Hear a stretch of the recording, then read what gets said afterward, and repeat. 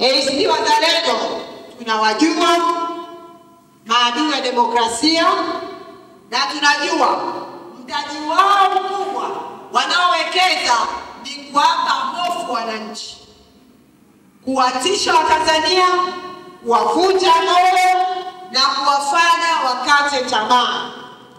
Lakini leo mbele yenu nasema wazi, hatukubali hofu hii iwe silaha yao.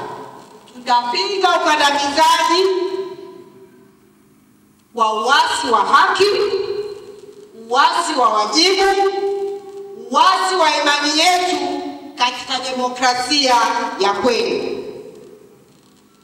Tumeona namna ambavyo vyama vya upinzani vinavyokandamizwa, hasa vinavyoongea, vinavyosema mabadiliko yafanyike, na kwa hili naomba nimpongeze ndugu yangu mwenyekiti wa chama cha Chadema ndugu Tundu Antipas Lissu kwa kusimama imara dhidi ya mifumo kandamizi. Kukamatwa kwake kwa kutumia neno uasi ni jaribio la kufunga mdomo wa haki, ni jaribio la kunyamazisha.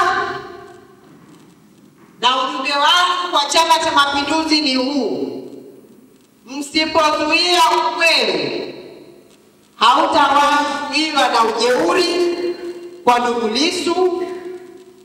Nasema mashtaka dhidi yako hayatazuia na yanatupa nguvu zaidi kuendelea.